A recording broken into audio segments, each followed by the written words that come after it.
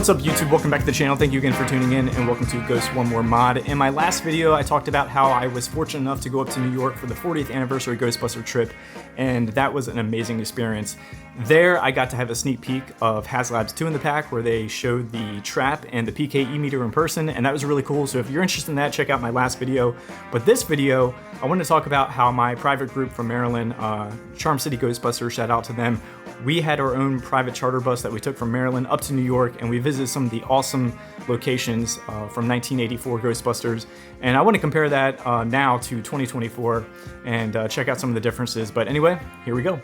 So the trip pretty much started with my group, Charm City Ghostbusters, meeting up in a central location in Maryland, and we got our own private charter bus, which took us to New York. It was a great time on the bus. Someone actually loaded up the movie Ghostbusters, and we were watching some of that on the trip up there, as well as the real Ghostbusters, so we kind of had that on the monitors that we could kind of tune in and out of. But mainly, everyone was just kind of talking.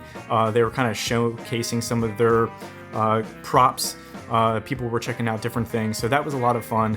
But once we got there, we did a lot of walking. We got a little bit there on the early side, so we killed a little bit of time at a Harry Potter store, which was just kind of a bonus stop, so I'll kind of skim over that. One funny thing though, I was shooting B-roll of just kind of, you know, nerding out and geeking out at Harry Potter, and there was a line that I thought was like a really cool showcase spot that, you know, there was something interesting to see.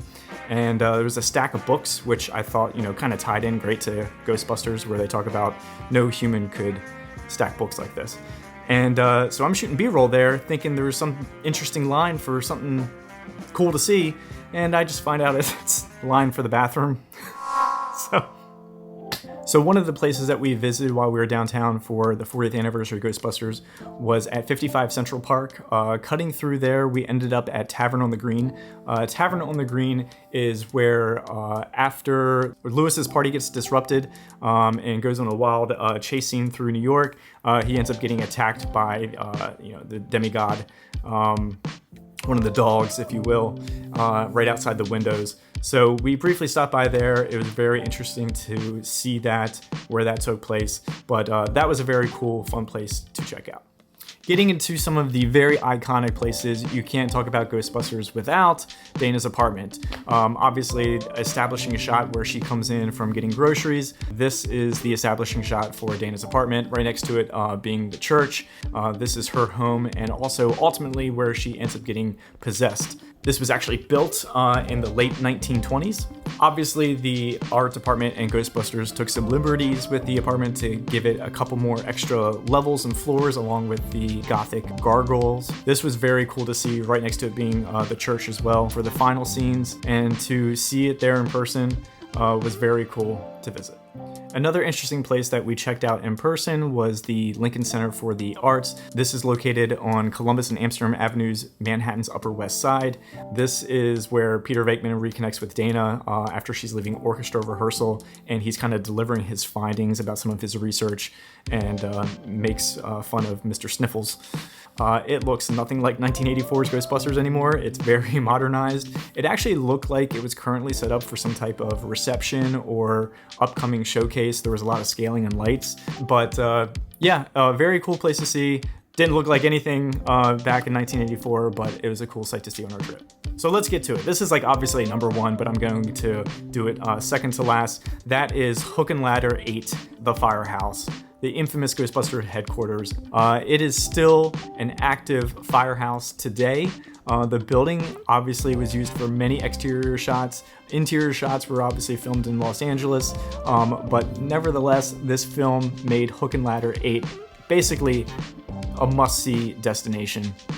This is where obviously the celebration happened for several hours during the 40th anniversary. There was a live band, there were souvenirs, there was interviews going on. This is also in my last video where I bumped into HasLab premiering the 2 in the Pack. So if you are interested, check out my last video where I got to see that in person. That was a great surprise.